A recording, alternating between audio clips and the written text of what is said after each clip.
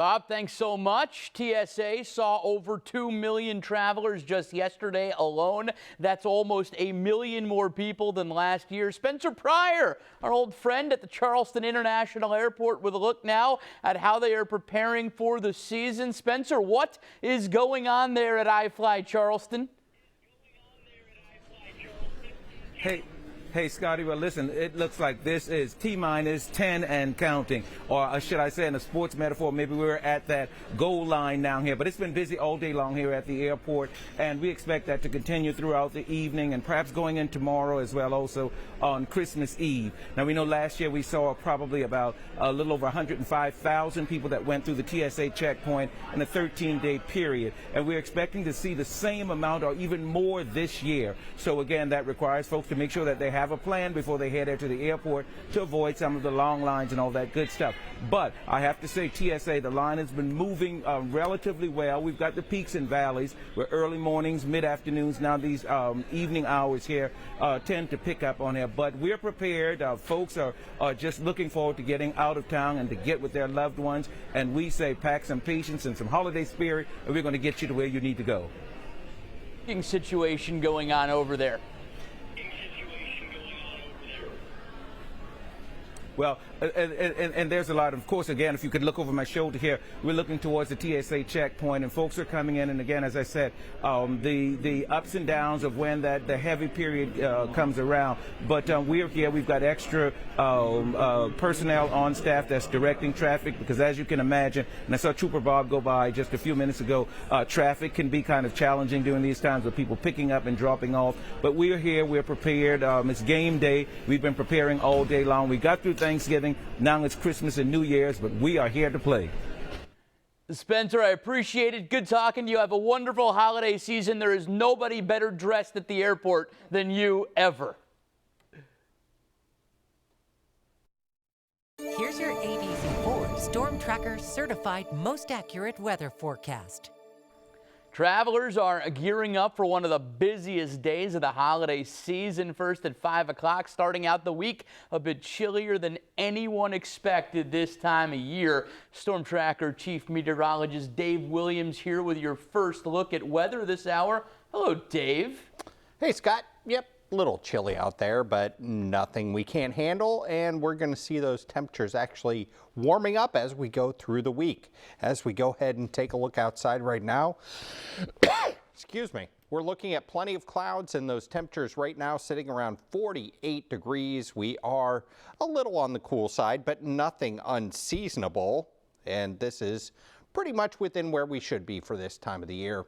We're looking at those temperatures just a little on the cool side. Didn't warm up a whole lot through the day today as we started back around freezing, and we're going to keep those temperatures a little bit on the cool side for the next few days. As we go ahead and take a look at our satellite and radar, there are a few showers coming on shore into Beaufort, southern Charleston County, and we will see a few showers over the next couple of hours. And as we go through the overnight, we'll see those skies mostly cloudy with a spotty shower here or there. As far as our temperatures, staying just a little bit cool, but nothing too cold. We're going to see those temperatures heading back around 43 degrees by 11 o'clock tonight. And as we go through the next few days, temperatures are actually going to be warming up. So if you are hoping for a white Christmas, I've got some places you can go. You can't stay right here because we're not going to have a white Christmas in the low country. Your full forecast coming up in just a few minutes.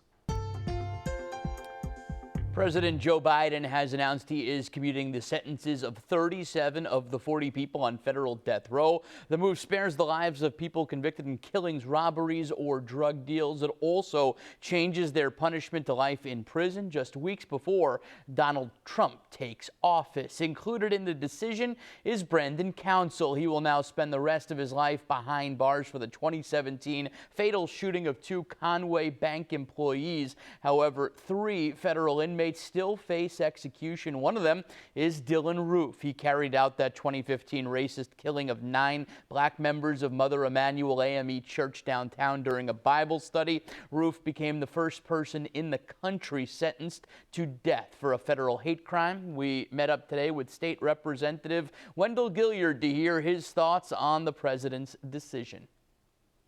The president did That's his responsibility as a leader in this country. But nevertheless, I'm still against the death penalty. 40 prisoners.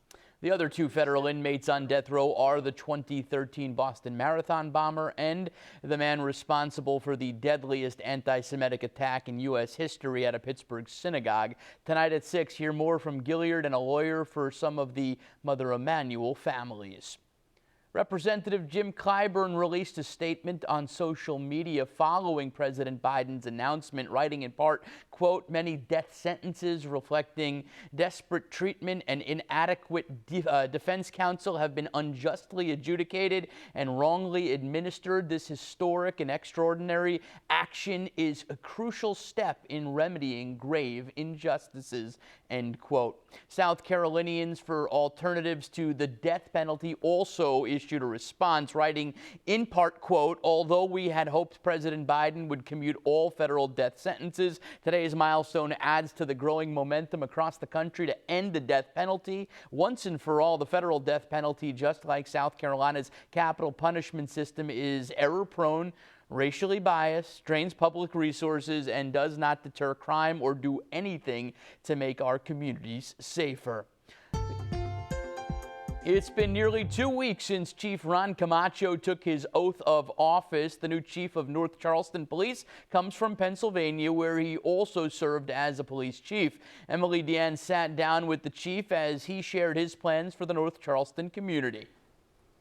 North Charleston Police Chief Camacho says that transparency helped him be successful in Pennsylvania, and he plans to bring that practice here. Chief Camacho's transparency policy during his time in Pennsylvania allowed for accurate information to be quickly dispersed to community members and media outlets. While the community he is serving here in North Charleston is much larger, he says he plans to implement the same transparency policy here. He says having open communication between the officers, the community members, and the media helps make the community a safer place.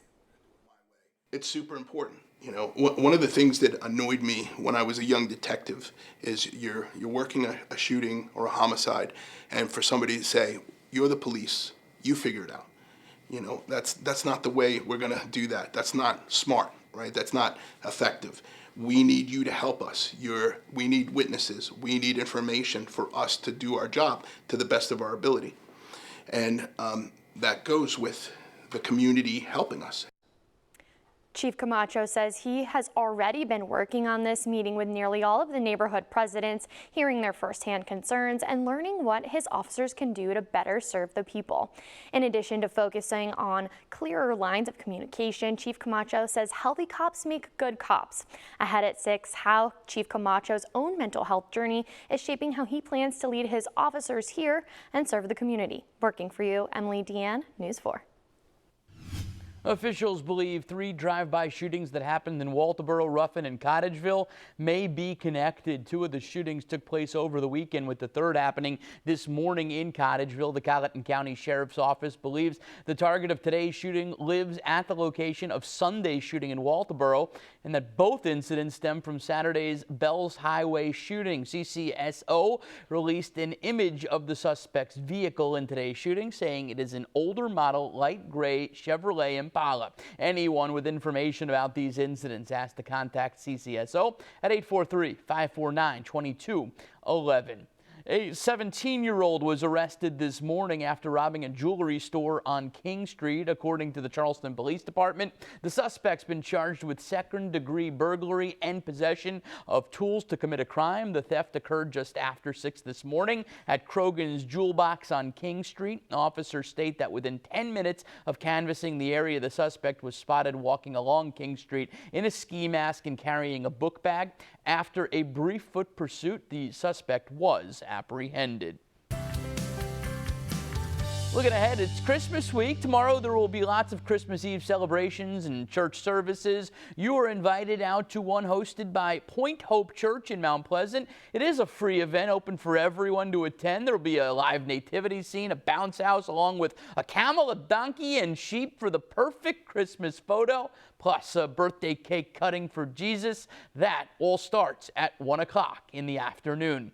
This week also marks the start of Hanukkah. Folly Beach will host host their menorah lighting and Hanukkah celebration at Folly River Park. This weekend there will be prayers, songs, and performances. The menorah lighting will start around 5 o'clock in the evening on Saturday, followed by that celebration. It is the third year that they are doing this.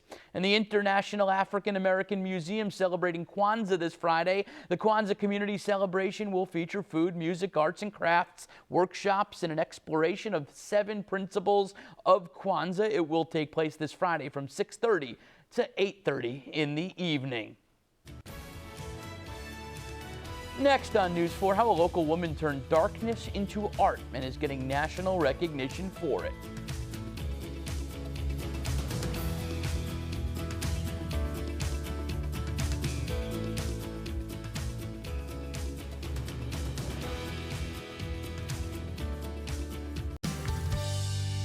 Welcome back. One woman in Georgetown is now getting to share her talents with the world. Denise Washington, also known as the Hair Hat Lady, her celebrity alias stems from her talent of making hats out of hair. Washington's unique craft rooted in resiliency, and the hats will be featured at the National Museum of African American History and Culture in D.C. Washington says her vision of the hair hats came after losing her mother to cancer and 2 children in a house fire. At this moment in her life, she said she felt like she hit rock bottom, but it was her craft that kept her going. I didn't feel like living anymore because I lost everything that meant the world to me. So I got a vision and I started creating hats made with synthetic hair.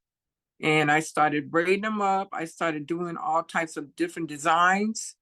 And when I started making them, everybody was like, oh my God, what's that on your head? They couldn't believe it's hair. You know, they just thought it was a hat because it looked like a hat. Washington says getting her items featured in the museum, that's a dream come true. And she says when she got the call that some of her pieces got accepted, she had to cry tears of joy. Coming up later tonight, hear the message Washington hopes her story brings to the community. Now on ABC News 4 at 5, we're working for you with a Storm Tracker update. Well, we started off the work week back around freezing, and it stayed cool throughout the day today because we didn't see a whole lot of sunshine. Outside right now, there's not a whole lot of sun here. As we get a look from the northern tip of Isle of Palms over toward Goat Island, plenty of clouds overhead. As far as our temperature, we're sitting at 48 degrees. A little bit on the cool side, nothing too bitterly cold, but we are going to keep those temperatures a little on the cool side for the next day or two. As far as your chance for a white Christmas here in the Low Country, I'm being very generous. 0.1% of a chance of a white Christmas here in the Low Country. It's going to stay pretty mild, maybe a little bit on the cool side, but nothing below freezing. And as far as any moisture, I don't think that's going to be around either. So it looks like it's going to stay a green Christmas here. If you want a white Christmas, historically, these are the best spots to go. Off to the west of Denver there, up into the Rocky Mountains, the Wasatch Mountains there, headed toward the west, over into the Cascades. Those are some of the good places to find some snow. Also, the northern Great Lakes, headed over toward the northeast. That's where you want to see a white Christmas. Here in the Low Country, historically, we have a 1% chance of a white Christmas, and it will stay green once again this year. So sorry if that's what you're looking for. It's not going to happen. I love snow, just not at my house. We will see those temperatures back around 36 degrees on Christmas morning. It'll stay cool with a mixture of sun and clouds. We'll get our afternoon high up around 57 degrees. So feeling cool, but nothing too bitterly cold. As we go ahead and take a look at our forecast moving forward toward the weekend, temperatures warm up a little bit. We've got 69 degrees on Saturday, 71 degrees on Sunday, and we will see those rain chances coming into the forecast, especially on Sunday. A couple scattered showers will be possible. Across the state right now, a little bit on the cool side. We're anywhere from 42 in Rock Hill and Greenville up to our 48 degrees, which we have in Myrtle Beach, Charleston, Beaufort, and across the river over there in Augusta.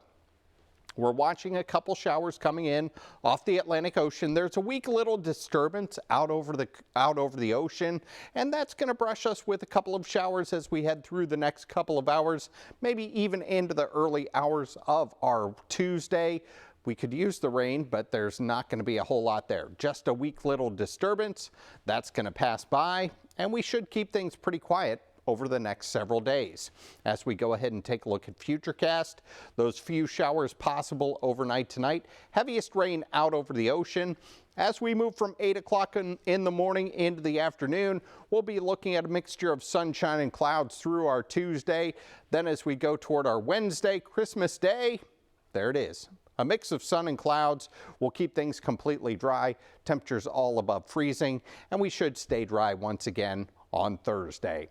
Overnight tonight, we've got our lows around 39, a little on the cool side, and we could see some isolated showers. Then tomorrow, we've got those highs up around 53. We'll get that gradual clearing, but still a little bit on the cool side.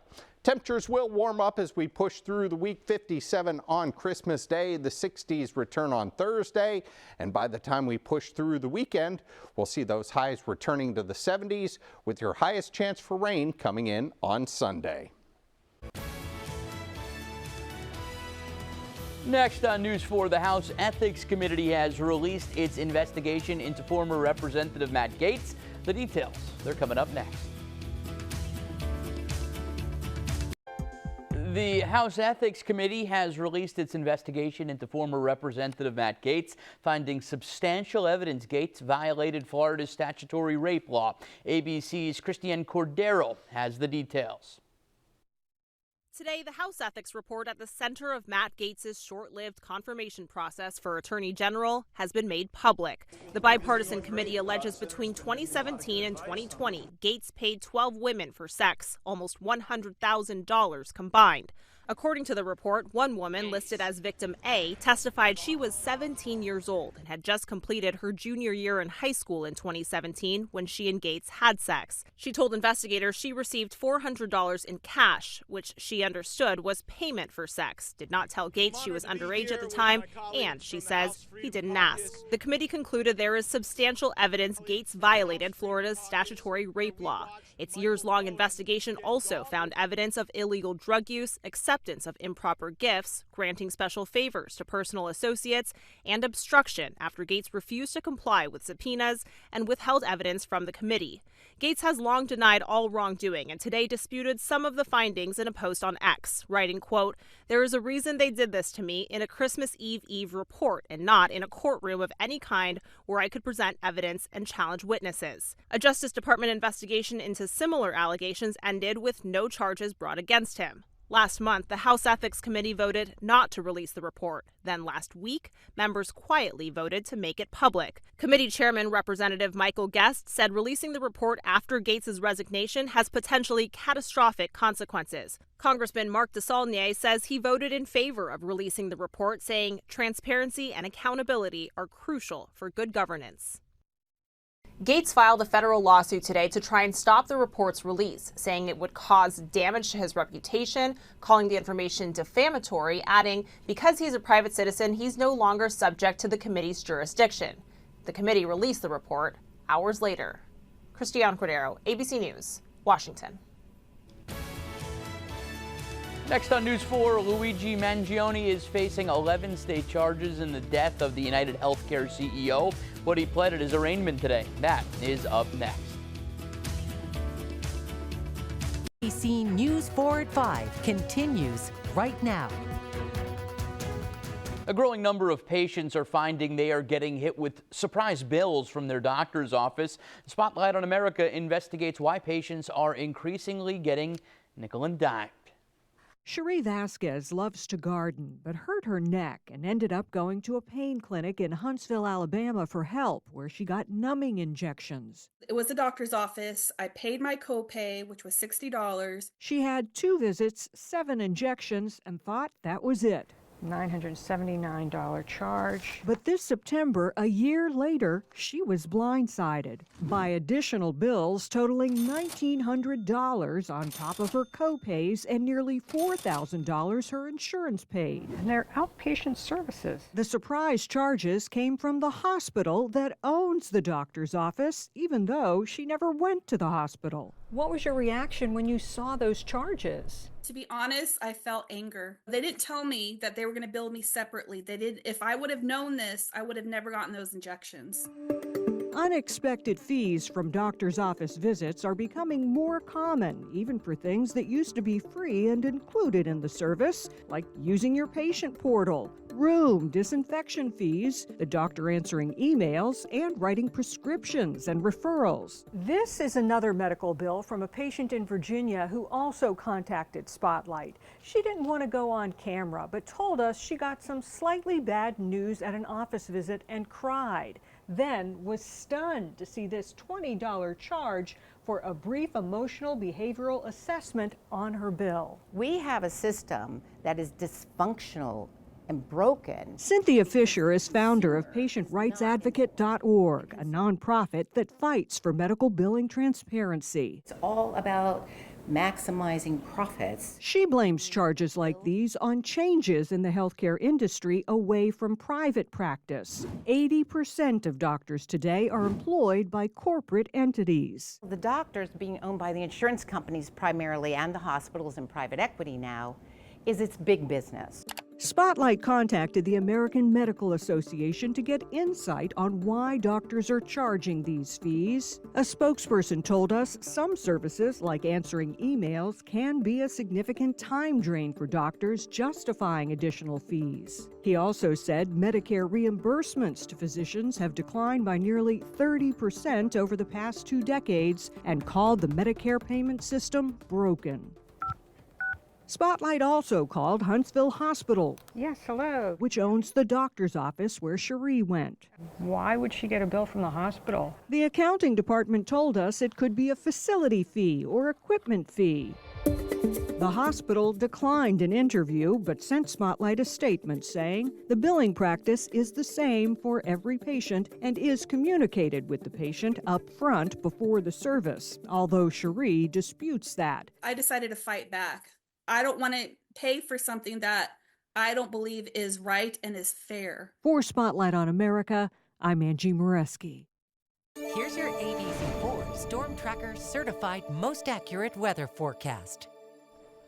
Well, we're starting to see a couple light rain showers come in off the ocean, and a little spotty rain will be possible for the next several hours. There you can see out onto Edisto Beach, looking a little bit on the soggy side. Plenty of clouds and temperatures just a little bit cool, but not too cold. 48 degrees is where we sit right now.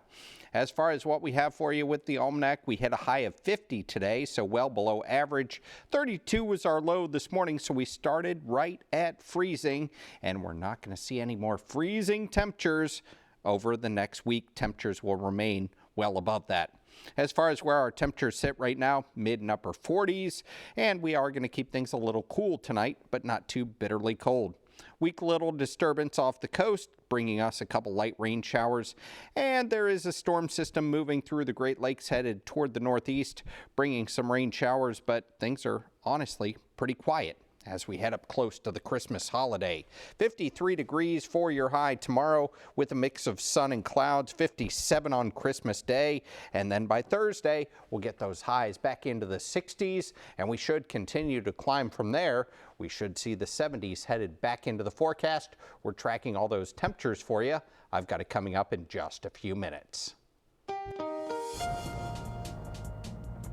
All right, here's a look at Interstate 26 westbound approaching University Boulevard, 205 mile marker. Once you get just around Ashley Phosphate, a couple taps of the brakes there as that traffic gets off there at the 209. No major delays. I'm even looking at 995 headed towards Georgia, or if you're on 77 headed up towards Charlotte, not seeing anything in South Carolina that's causing major slowdowns. That's some good news. Now, locally, Rivers Avenue right around Northwoods Mall, seeing a little bit red on the map. Also, International Boulevard, not just if you're headed out towards towards the airport where that heavier volume continues into the evening here. Also around Tanger Outlet, I drove by there a couple minutes ago. Plenty of traffic in and out of there, and also Somerville, getting off of the 199 headed south. You're going to see 17A, plenty of stop and go traffic there right around Azalea as you make your way out towards Highway 78. If you are headed out there, make sure you buckle up. Don't be ejected from life. Also, be careful around these shopping areas. Lock your car doors. Don't leave packages out in plain view. Put them in the trunk. And most of all, be kind out there this evening on this eve of Christmas Eve. I'll send it back to you guys. This ABC News 4 Traffic Tracker Update was sponsored by Mr. Sparky, America's on-time electrician.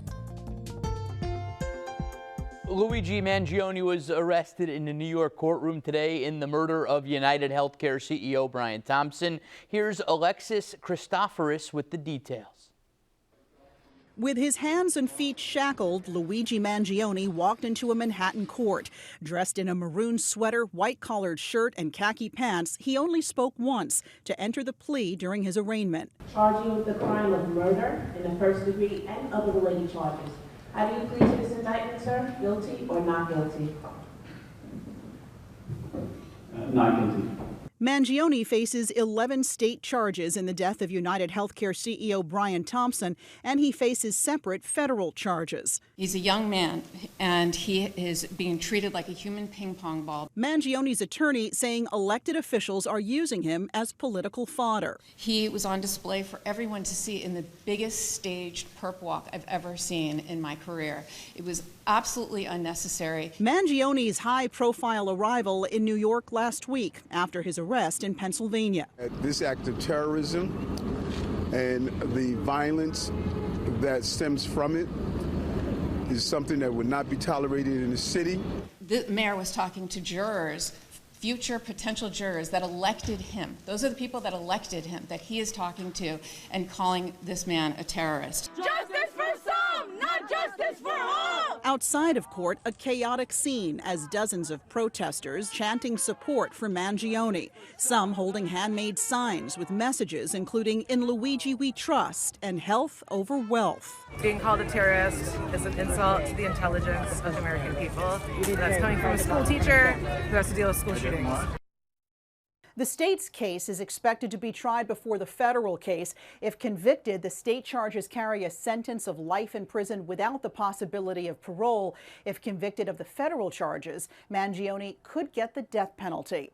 Alexis Christoforous, ABC News, New York.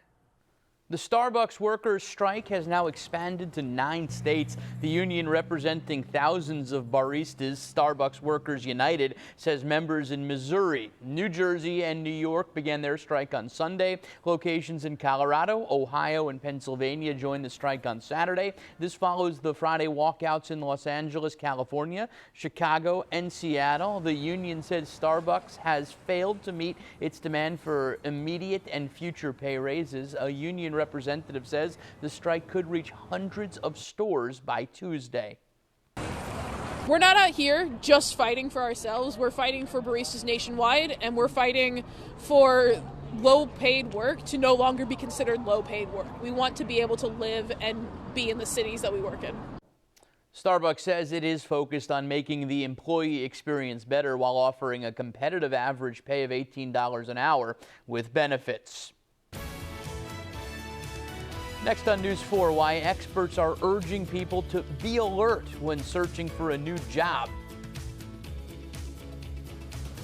I'm Curtis Loftus, your state treasurer, to tell you there could be money waiting for you at the state treasurer's office. The 25 Names of Christmas continues today, with 3 more holiday-themed names who have unclaimed property